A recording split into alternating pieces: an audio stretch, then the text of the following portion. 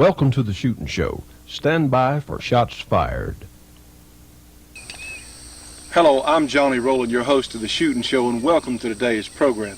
We're so glad to have you because, friends, if you don't know much about shooting, well, we're certainly glad you tuned in. And if you do know a lot about shooting, well, we're certainly glad to have you too. We hope to entertain you as well as educate you.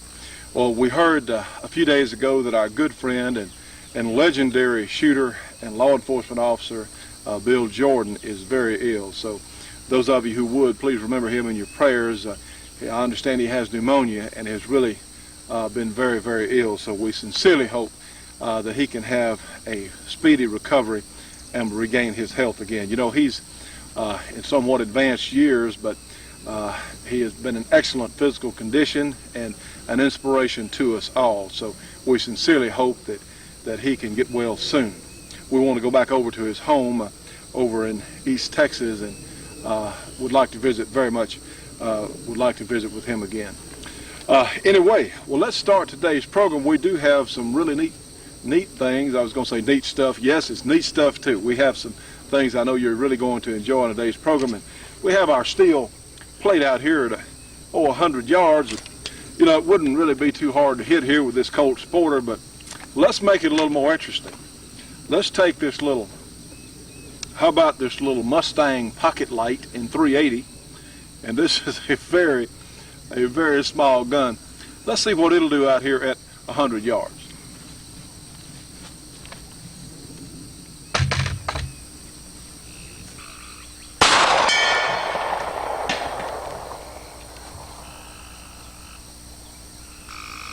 Well, friends, I tell you what, if you think that performance from 100 yards was pretty good with this little bitty gun, and yes, it is a very small handgun, hey, I'm equally impressed because this particular little Mustang Pocket Light, and this is the first one I have really ever handled and shot, tell you the truth. This is a used gun. The good folks at Britton's have loaned us this gun for testing. I really don't know how much it's been shot. I know it is pretty loose, like our government model Colt.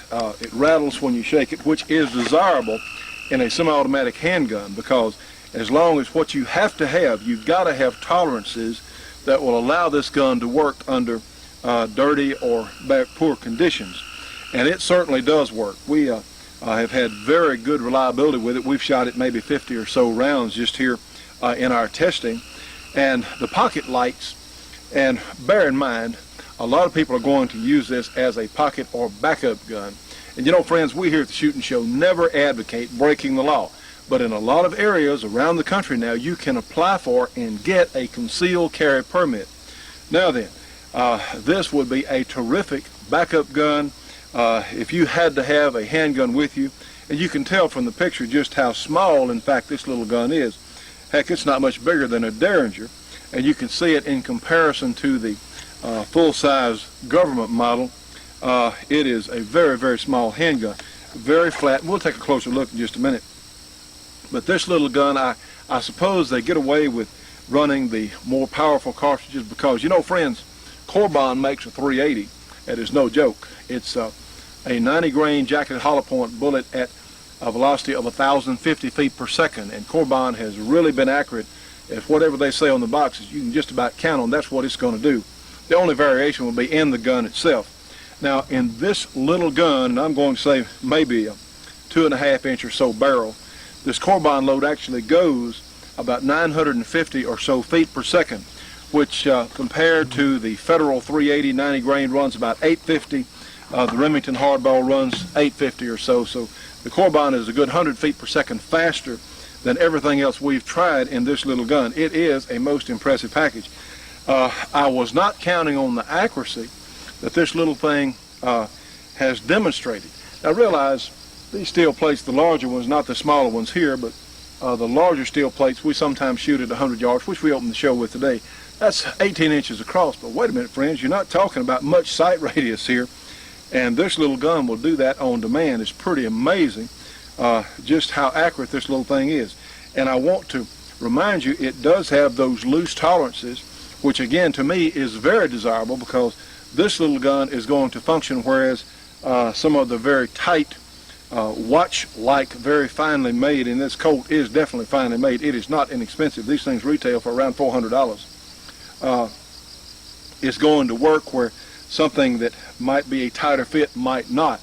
You know, small semi-automatics are very susceptible to lint from your pocket or your purse getting in the mechanism there and not letting them work. And you know, any semi-automatic, it might malfunction. They are going to malfunction. If you shoot them enough, yes, they all will malfunction. They'll all, there is a distinction between a jam and a malfunction. There are those words that do actually have different meanings, but most people say when a semi-automatic gun malfunctions, they call it a jam. Well, it ceases to work regardless of what you want to call it. But all of them will. So what my recommendation is to go out and shoot these guns of ever what type it is, whether it's a Colt or a Beretta or a Walther or anything else, whatever kind of small handgun you have. Go out and run several different brands of ammunition through it, because some of these things are finicky.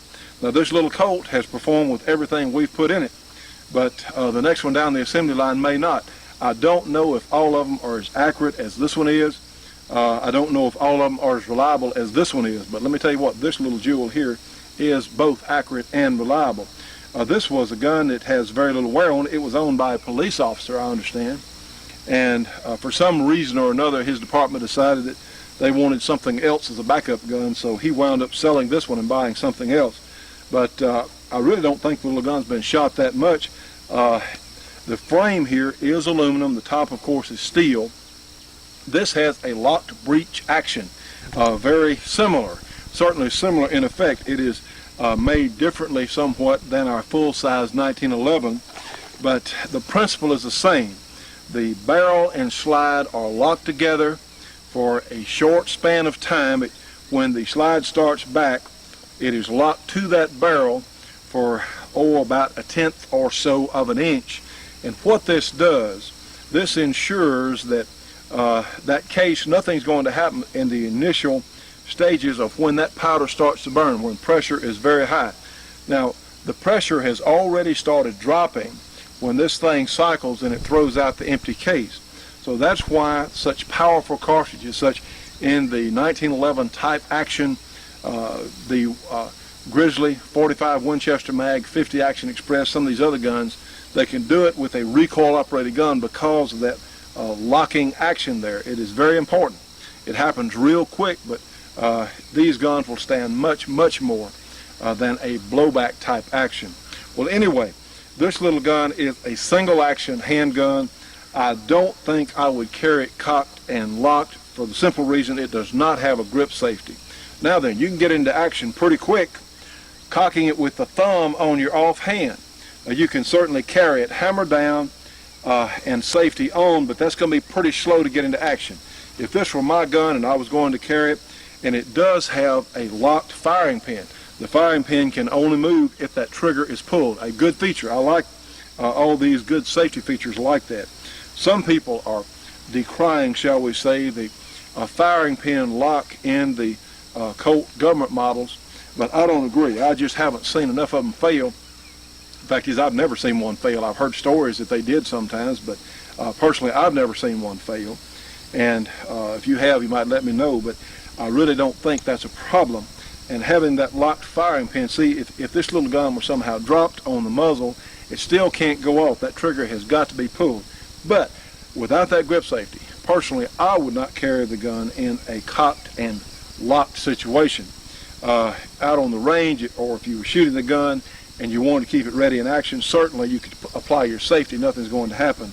But probably, and I'm saying probably, and this is a decision you'll have to make for yourself, I would carry this gun in a hammered down situation, and you can cock it with your thumb on whichever strong hand you're using, or you can take the thumb on your offhand. And so it's pretty quick to get into action, pretty darn quick. The gun has a little recoil because it weighs between nothing and something. It really is just a very few ounces. I should have waited before I came down here today, I guess, but it is a very light, but appears to be a strong little handgun. You can watch the recoil in my hands. See, friends, it has a little bit of muzzle flip because it is so light, but I don't think it's objectionable. That's one thing about these little semi-automatics. You do have a pretty good grip area here, and you can surprise yourself with the accuracy that these little things have. Yes, indeed. Quite a handful of, talk about your pocket rocket. Friends, again, you can tell what a small, tiny handgun this is. See how narrow it is? Heck, it's no wider than my finger is. And here, of course, is your safety. Now, you can put your safety on in the hammer down position, or, of course, we know this thing is empty. Of course, it is empty. We check them 3 times. Okay, and now you do have to be, if you shoot the gun or you cock it and you want to lower this hammer, be sure it is pointed in a safe direction. Now, and what you do is put your thumb over that hammer and pull that trigger and let it down slowly. Now, some people would prefer to do it with the off thumb, keeping it in the way, but you just have to be careful. Remember, that firing pin can't move unless that trigger is pulled, but if you're letting that hammer down and trigger's pulled, well, yes, it'll go off. So you do have to be careful. This is probably not a gun for beginners, for someone who's just getting a handgun for the first time. I would certainly recommend a small revolver. But for someone who can reliably and carefully handle these little guns, well, it has a lot going for it. Now, honestly, as I keep saying, all semi-automatics will malfunction. Of course, this is a pocket type pistol or handgun. You really need to be very sure. You know, if this is no other reason, I'll remind you again to be sure where every shot goes, because in any semi-automatic, well, heck, it may be the only shot you get. So even as reliable as this little gun is, we just never, ever need to throw away any sort of shot, regardless of what type of handgun we're talking about. Well, speaking of shots, you can tell it has the sharp edge serrations here that not sharp enough to hurt you, but good for grasping and pulling that hammer back. And really such a neat little package. Lightweight, appears to be durable. They've been making these guns for several years. This is a smaller version of the 380 government model, which is all steel. And I believe they make one of these, which is all steel, but the pocket lights have an aluminum frame. The trigger is made out of some sort of synthetic or plastic, but Colt has had no trouble with those. So in fact, let's take some shots with it. Insert our magazine in the base. And again, the magazine will hold 5 rounds. You can load one from the magazine, come back and replace it for a total of 6 in this little gun. So let's take some shots with it. Remember, pull that slide all the way to the rear, finger off the trigger, and let it go, certainly. Well, let's take a couple of shots with it and see what it looks like.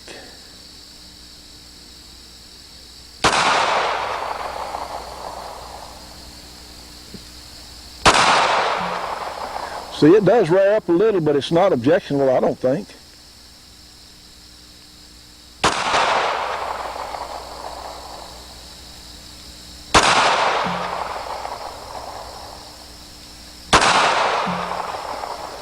And now let's go up and take a look at our group. Now, honestly, friends, I'll blame that one out of the blue there on me. I let it get away from me. From a little better stance or from a rest, this little thing at 15 feet will put them all in the same hole. Still, that's not a bad group. That's about 1.5 inches or so out there at several yards away. But really an impressive little package. I want to point out it has a recoil spring guide rod here made out of some synthetic, but again, looks to be a very durable and neat little package. You know, friends, this box of Corbin ammunition and this Wesson 41 Magnum are in fact a perfect match for each other. But it doesn't matter whatever gun you may have, like this SKS or a hunting rifle or a 38 Special or a 9mm, makes no difference, because Corbin is absolutely the best factory ammunition that money can buy, period. And also, friends, when you see a box of Corbin on the shelf or you give them a call, realize that Corbin is helping keep the shooting show on the air. They've been one of our most dedicated sponsors. You cannot find finer people in the entire shooting industry. For information on Corbin ammunition, call them 1-800-626-7266. Again, 1-800-626-7266. Tell them you saw it on the Shooting Show. The Shooting Show will be right back after this break for your local cable company or TV station.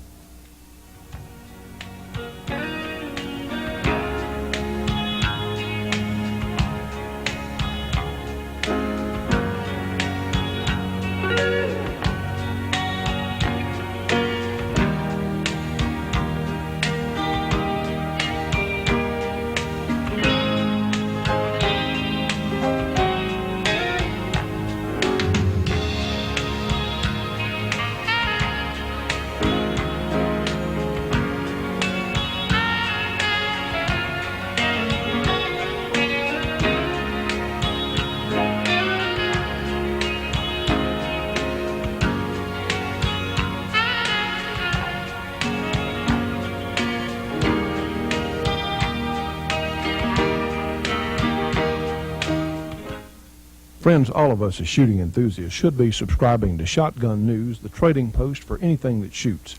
3 big issues monthly with literally thousands and thousands of firearms bargains. Shotgun News, Post Office Box 669, Hastings, Nebraska, the zip code 68902, their phone number, area 402-463-4589, MasterCard or Visa for subscriptions only. Now call them at 1-800-345-6923.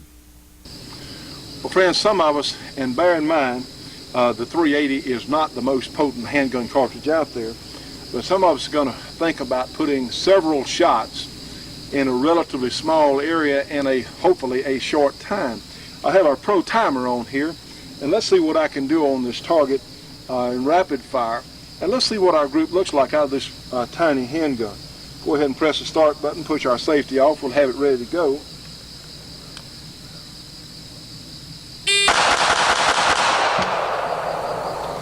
Okay, that's 6 shots in 1.3 seconds, which is actually pretty fast. Let's review it.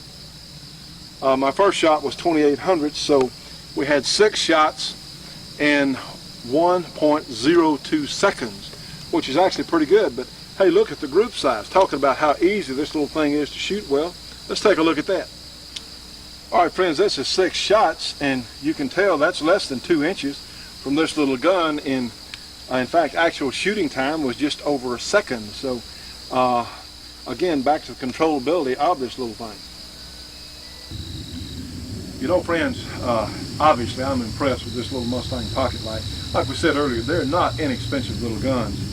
It offers the most power, or certainly a repeating semi-automatic handgun of anything in its size that I'm aware of, size and weight. There are some other small little 380s. This one has just showed its very best manners here with us on the range today and over the past couple of days since we've had it.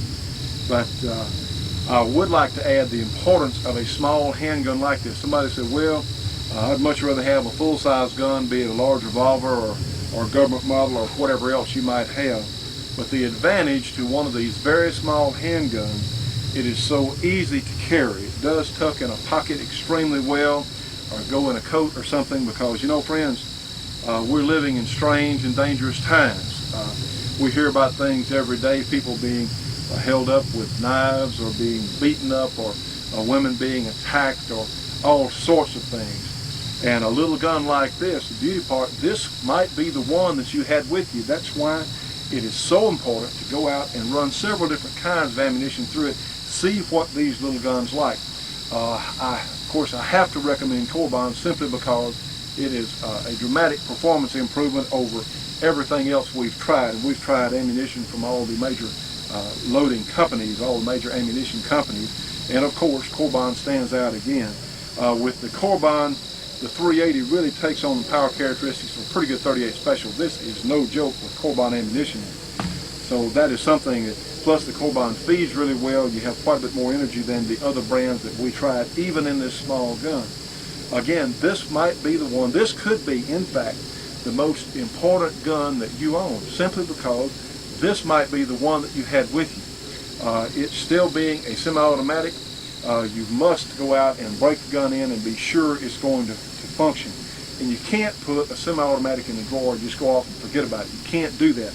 You have to take them out and shoot them and clean them for them to work. It has to be done. But as far as a small semi-automatic, I'll tell you what, this little Colt Mustang Pocket Light definitely is one of the best.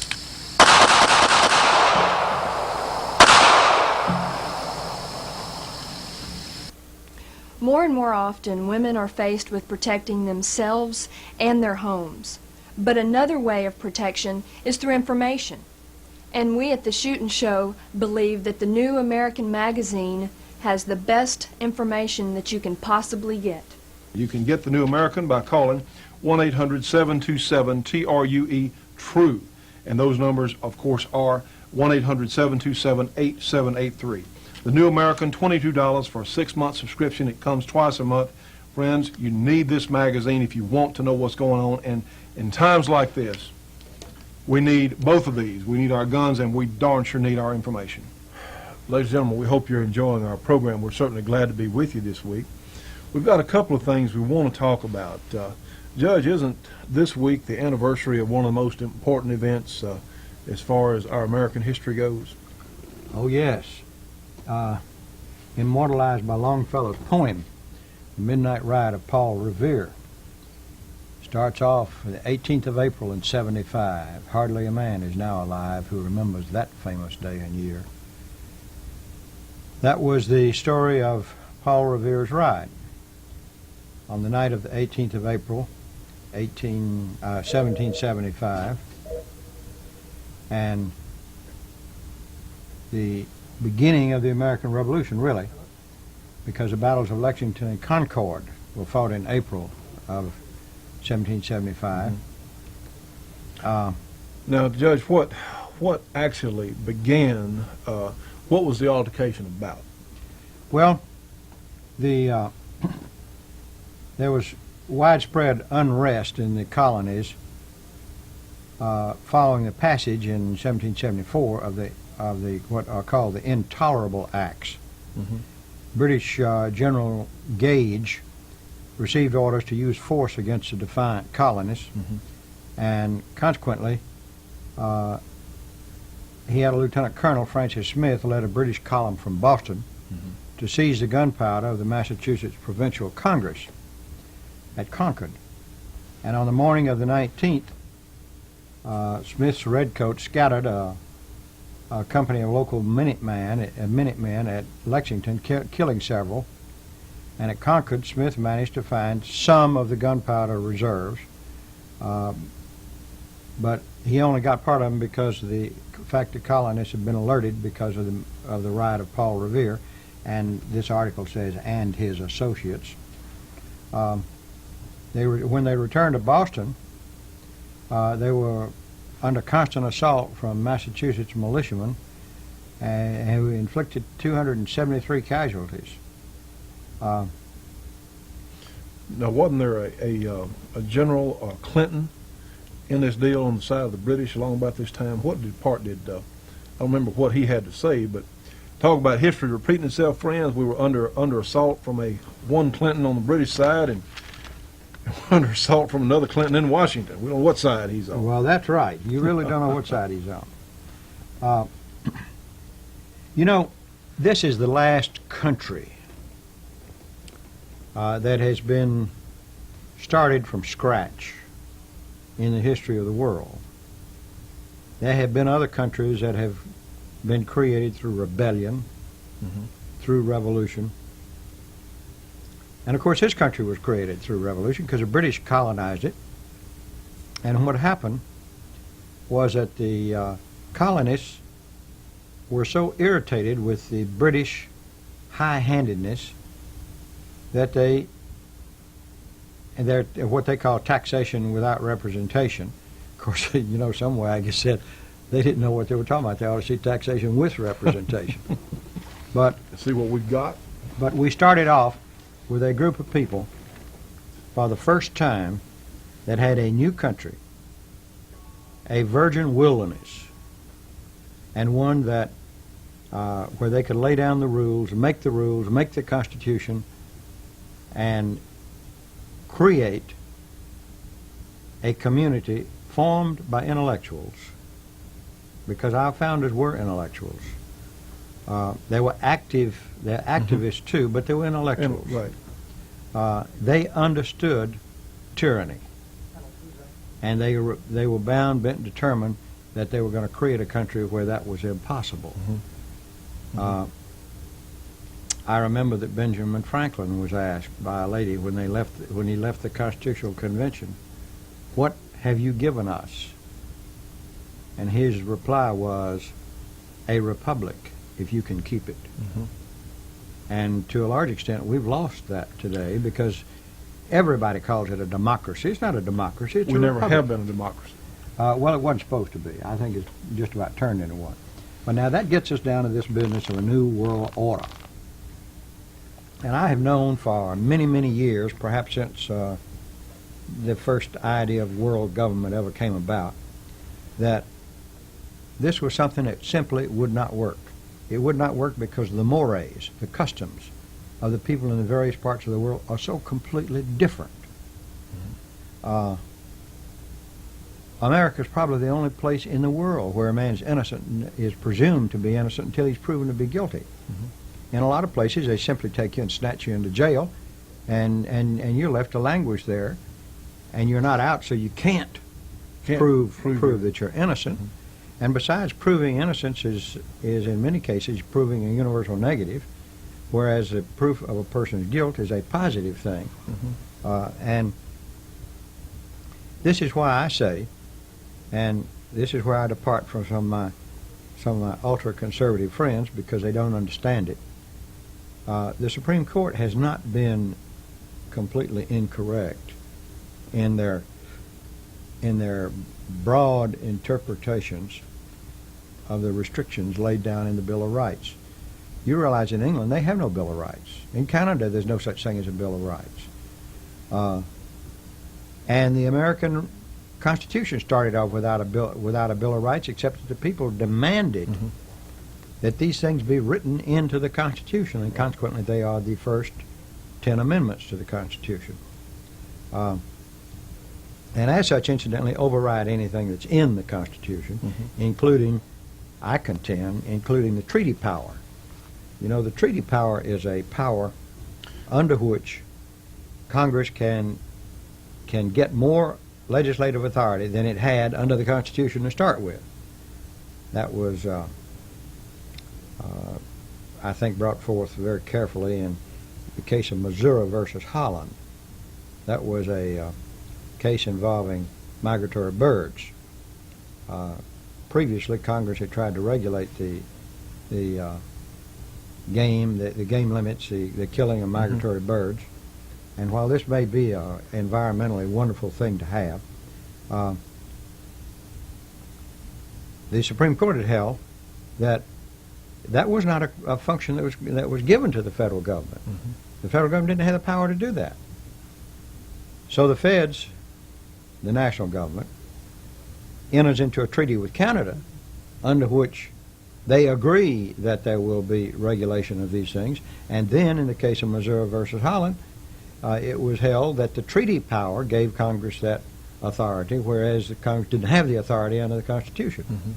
And that's really dangerous, because the treaty power could expand, or could in essence write out everything in the Constitution except the amendments, because the amendments are amendments to the Constitution, and I think override the provision in the Constitution that says all laws made pursuant to this Constitution and the treaties made thereunder shall be the supreme law of the land. But because of the amendments to the Constitution, I think that those amendments operated against the whole Constitution and limited even the ability to limit by treaty the rights of freedom of speech, freedom of the press, freedom of religion, the right to keep and bear arms, and all of the other protections that are there. The privilege against self-incrimination, that was all the result of torture, and so that's one of the things I want to talk about here. The Shootin' Show will be right back after this break for your local cable company or TV station.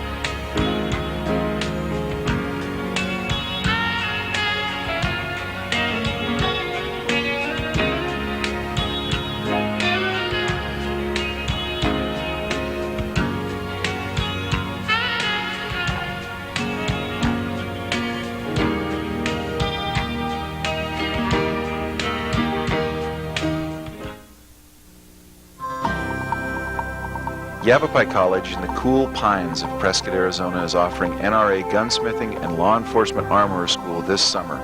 Yavapai's excellent reputation in classic and modern gunsmithing technology is known throughout the world. The NRA Summer School will give you hands-on experience in the techniques and artistry of precision gunsmithing skills. You can start a new hobby turn your hobby into a vocation, or improve your knowledge. These classes will feature traditional and artistic crafts taught by skilled people in academics, business, and artistic circles. Sign up for one or more of the 46 intensive 1 or 2 week courses offered from June through August. The NRA has offered its summer schools program since 1978 at various locations throughout the country. Yavapai College is proud to be a part of it. For a list of courses, call Jeffrey Jolly at Yavapai College.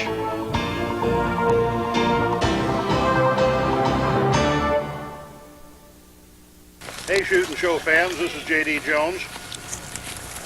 If you like to hunt, if you like handguns, you ought to be a member of Handgun Hunters International. It's a little organization I founded about 15 years ago. We print a little paper, have a lot of fun, go on hunts all over the country, sometimes all over the world. Costs you $23 a year. Send it to HHI, POB 357 MAG, Bloomingdale, Ohio 43910. Johnny will repeat it on the screen.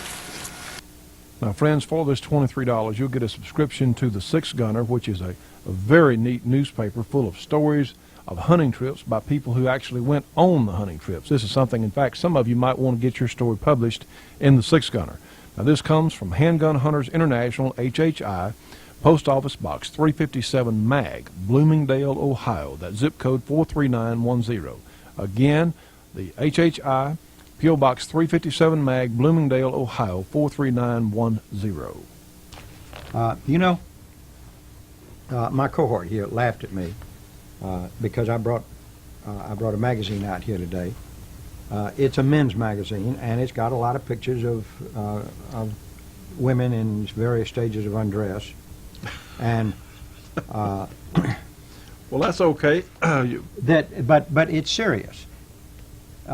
Every now and then you get a real serious article in the magazine Penthouse, and I suppose you do in Playboy too. I just haven't found any in Playboy. I don't read it regularly, but every now and then I see something on the newsstand, and they've got something there that attracts my attention. Last month, for example, they had the truth in the war at Waco. Right. And that was a scathing indictment of the feds and the way they conducted themselves in a war against a religious group that was minding their own business, wasn't causing anybody any harm, had been there for years, had never created any problem, and all of a sudden, for some reason or other, the feds decide they want to wipe them out. Mm-hmm. And I think the whole thing was carefully staged for that, because they could have arrested David Koresh at any time previous. Almost at any time previous to their assault. Well, speaking of that, they're also having the anniversary of the fire at Waco, the burnout of the Waco Holocaust, I believe. Well, it was a Waco Holocaust. Even Santa Anna, the Mexican general at the Alamo, permitted the defenders of the Alamo to have the women and children leave first before they assaulted it. And that wasn't even done at Waco. That's correct.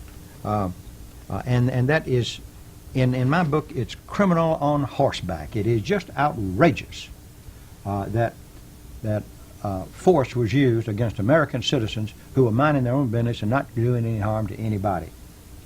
Now, this article relates to, the caption of it on the front is Americans in Hell, U.S. citizens trapped in foreign jails. And there, despite the fact that you've got some American citizens that violated the laws of the country in which they were located, and that is bad enough, you might say, well, they brought it on themselves. Well, not necessarily. They may not have brought it on themselves. It may have been something they inadvertently stepped into, but there's no such thing as a Bill of Rights in the countries of the world. We have some 2,400 Americans that are in chains, literally in chains in foreign lands. And their deprivation of rights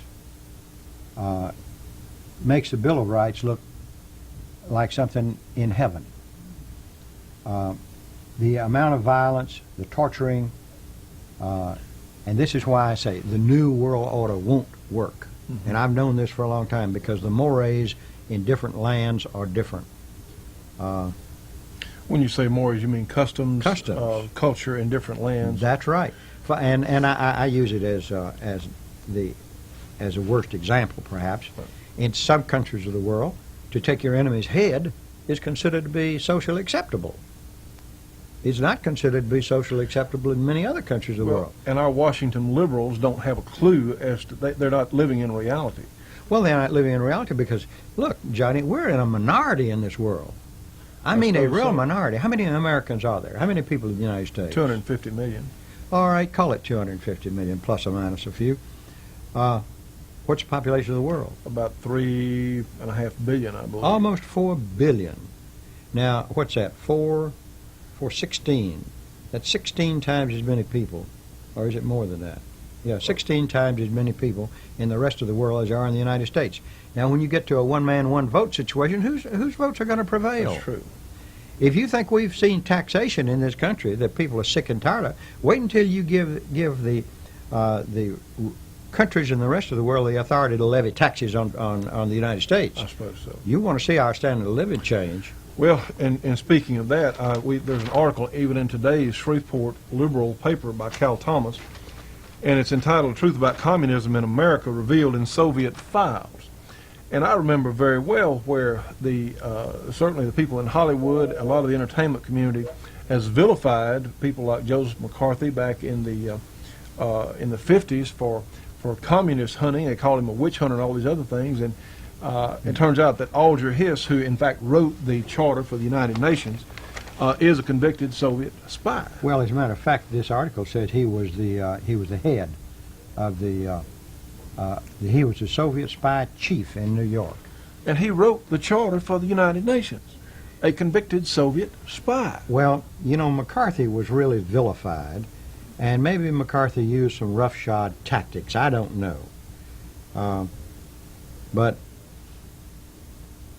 everything that he said in history, in retrospect, looking back on it from the Soviet records themselves, shows that he was right. That's what he was right. And yet, even today, it's vilification to say that you're using McCarthy tactics. The preservation of this country, the preservation of our freedom, which is unique in this world, very unique in this world. What was it Roy said? The times when people have been free have been few and far between. I'm sure. And that's the reason why, Johnny, because freedom is a fragile thing, and once lost, it's very difficult to win back. It is very important that we reduce the size of government, reduce the intrusion that government has in the lives of people. And I'm not talking about the federal government particularly, I'm talking about all government, state government, local government. The very idea that there's a planning commission tells me what I can build on my land. I agree. Or that there is that the government can suddenly classify something as being wetlands, and therefore, although it belongs to you and you've been paying taxes on it for years, you can't do anything with it. And of course, now it may be where a stream used to run. It may be anything. I mean, the Environmental Protection Agency has run wild. I want to mention something, Judge. You know, we recently covered the Civil War reenactment. I don't know if we're going to have time to get on today's program. We may have to do it next week. But, you know, the freedom that we have, friends, came at a very high cost. It actually was paid for in blood. Now, this is for real. And these people who want to take these firearms away from us, who don't trust you and I being able to protect ourselves, and that brings up something else. You know, I heard in the news today that the Chinese and the Russians are going ahead and they're going to sell Iran nuclear technology. They're going to sell them some reactors. Now, wait a minute. You know, what if we had a general breakdown? What if, and some of these fundamentalist Muslims, some of them might bring a suitcase bomb to Washington, D.C., and literally wipe out the entire federal government at one point? This could happen anywhere. Well, what are the individuals out here? We'll be on our own at that time for a while till we get reorganized. What's going to happen to the people all over in time of crisis, as has been shown over and over in hurricanes, in power outages, in earthquakes? because then it becomes mob rule. There's a certain class of society out there that will take whatever you got if they can. And if you can't protect it, well, guess what? It's not yours anymore. Well, it may be yours, but you may not have possession of it. That's right. Again, freedom is a fragile thing, and that's one of the reasons why I'm so vigorous in my support, not just of the Second Amendment, but of the First, and the Third, and the Fourth, and the Fifth. All of those amendments are extremely important. And in danger. Because now, see, certain college campuses, or you can be arrested for saying certain things on the side of the road in some places around this country today. Friends, this is going on. You can be stopped and searched just because you're an individual walking down the street. In some places, this is going on. You can be stopped, and that's not legal at all, is it, Judge? Not under our system of law, it's not. But this is happening in this There country must today. be probable cause, and probable cause has been described as something more than suspicion, but something less than that which it takes to convict a person of something. Freedom from government. The British, you see, impressed this on the colonists because they had a habit of starting at one end of a block and going down and searching every house on the block.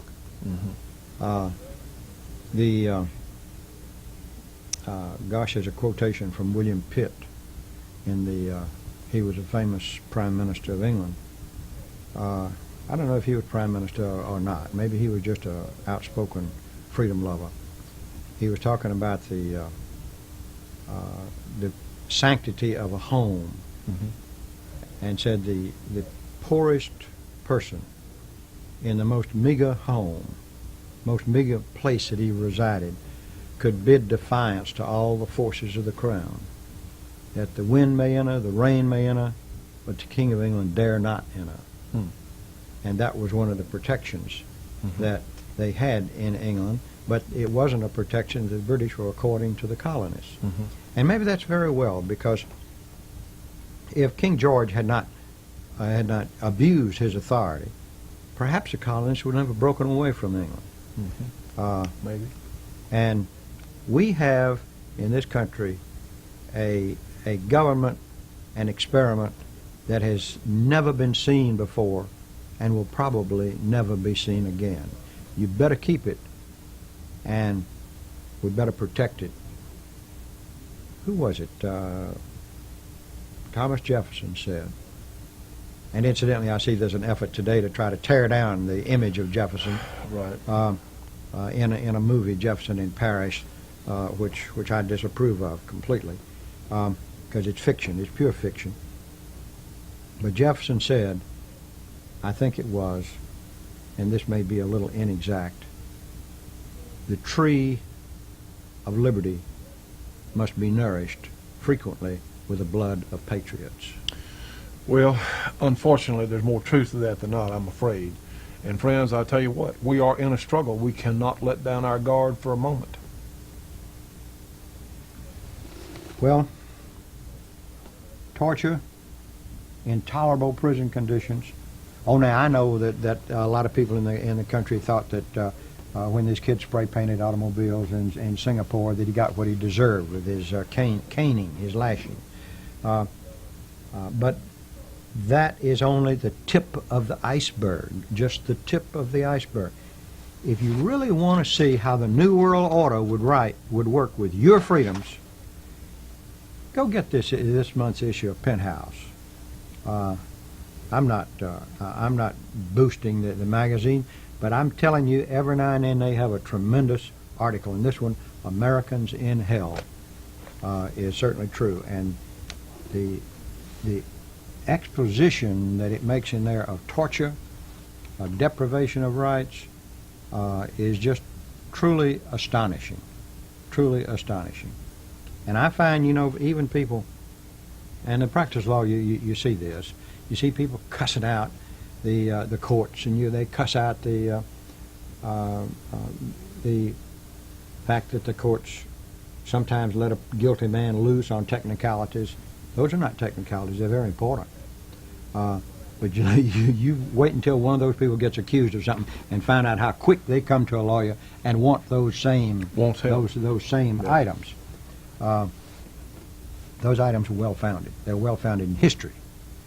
And our whole theory has been that it is better to let a few people who are guilty roam the streets loose, free, than it is to have one innocent person incarcerated in the Bastille.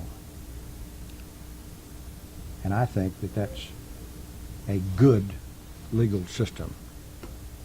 And it is amazing to me that the aristocrats of that day, in 1775, that the aristocrats of that day were so aware of what happened to people who were not aristocrats and who could not defend themselves.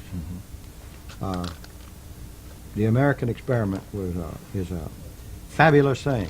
Let's never lose it. The Shootin' Show will be right back after this break for your local cable company or TV station.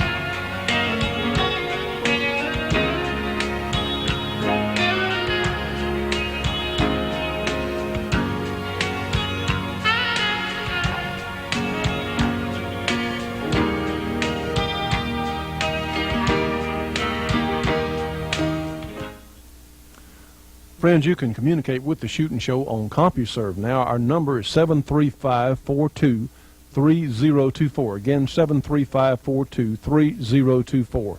And to join our Shootin' Show Gun Club, call us at 1-800-895-7916. We take Visa, MasterCard, check, money order, whatever you got. Join today, friends. We need to reach as many people as we can. Hello, friends.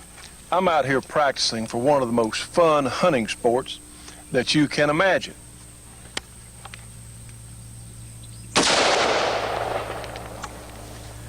You can use a variety of action types.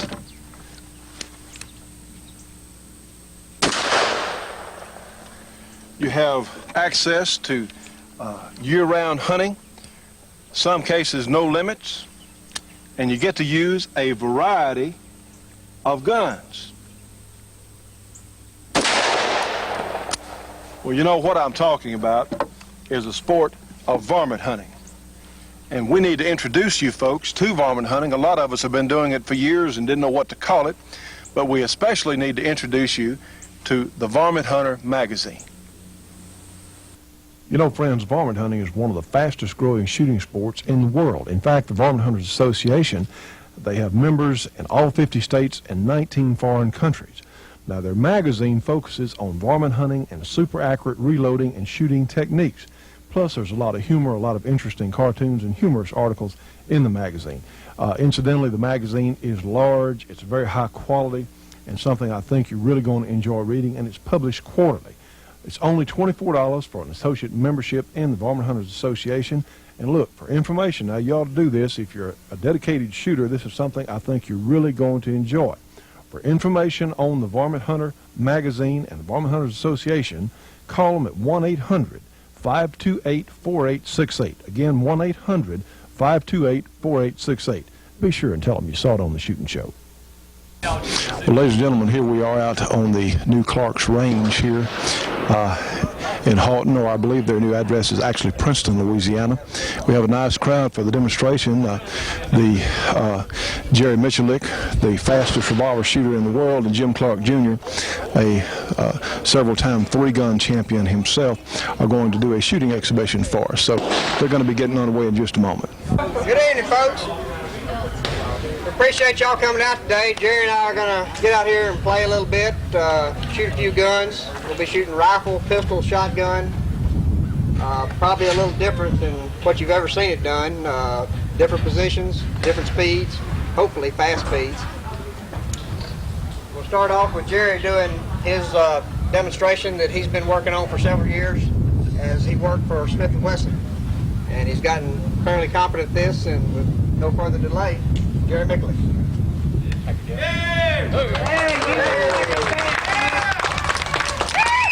Give you $2 for that one.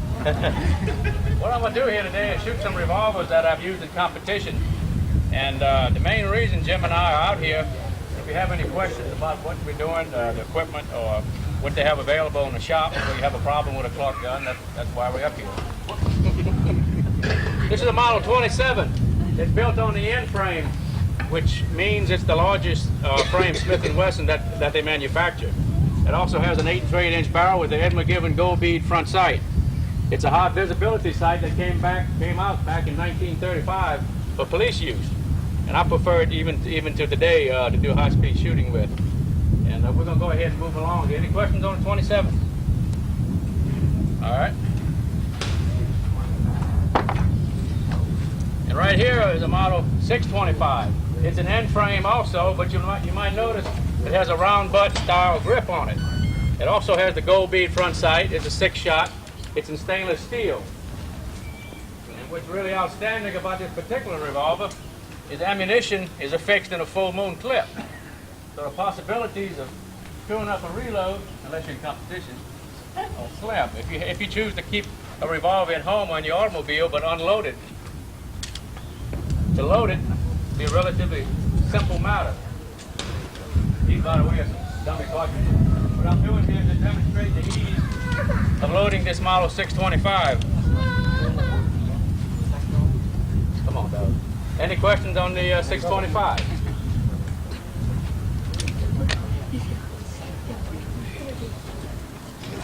Going down the line here, I have a K-frame. It's also a round butt, the Model 66. It's fully adjustable sights. It's chambered in .357 Magnum, so there you can shoot 38 Special with any 38 caliber ammo in it.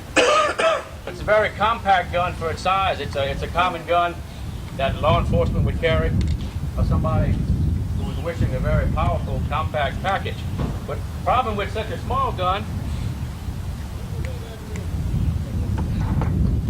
you'll notice the size of the stocks. There's not much to hold on to compared to a full-size gun. So you have to change your grip technique completely to shoot a small gun as fast and as accurately as a full-size model. And later on in the demo, we'll get back to this little gun and see if we can shoot it as well as the full-size gun. And what we'll go ahead and start doing here, well, let me show you this timing equipment that we use. This is pretty much a common clock used for a speed shooter, and as soon as the beeper starts to beat, the clock is running. Every time you fire a shot, it's picked up, and you can go back and review it.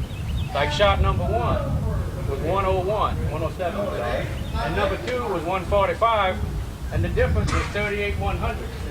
So this clock being accurate down to the 100th of a second, you can go back and monitor how long it took you to shoot 6 rounds or 5 rounds or whatever. So with that in mind, I'm going to set this thing on delay, and I'm going to start from the standard position that's used in a speed match, which is the wrist and shoulder level. This way, the all-road who's working the match can tell that you're starting in a safe and a consistent manner. So if you see somebody shooting a match with their hands up, they're not scared, they're not quitting. They're just getting in the proper shooting position. So what I'd like to do for you now is to draw this gun and shoot it 6 times. And what we're going to try to watch for here is how long it takes to shoot 6 rounds. So from the first to the 6th round, we're going to see if we can do that in about a second. And we'll shoot that target on the left there, give you something to watch.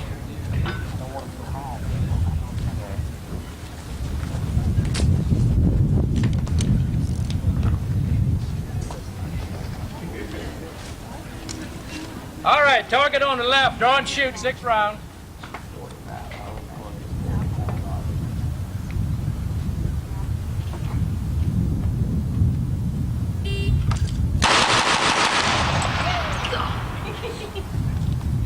So we're looking for the total time it took to actually fire 6 rounds, and the total was 188.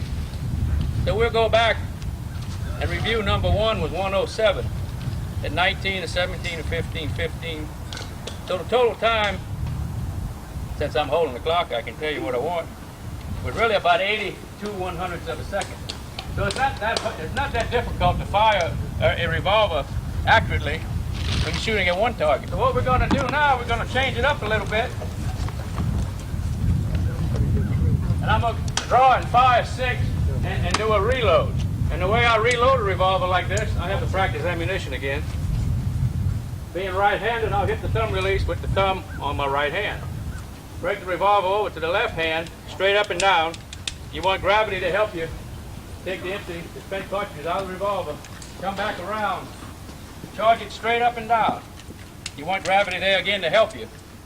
Then when you do that, you come up, put it back in your gun hand. We'll see if we can shoot 12 rounds in about 6 seconds.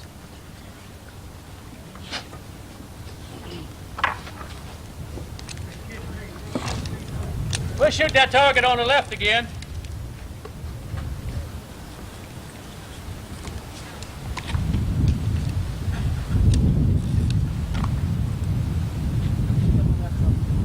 Target on the left, 12 shots.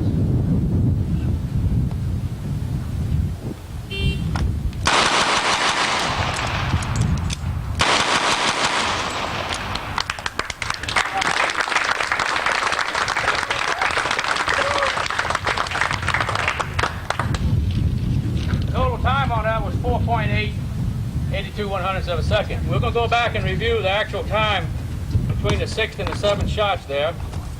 And I'll give you an idea of the time it took. It was 2.12 seconds, which is really not that good. Let me see if I can do that again. Friends, this demo featuring Jerry Michulik and Jim Clark Jr. was at the new Clark Custom Guns that's just recently opened. So we'll come back to it next week. It's really terrific. If you would like to advertise on the Shootin' Show, you can call us at 1-800-SAVE-YOU-GUN. That's 1-800-728-8486. Our staff will be very happy to talk to you.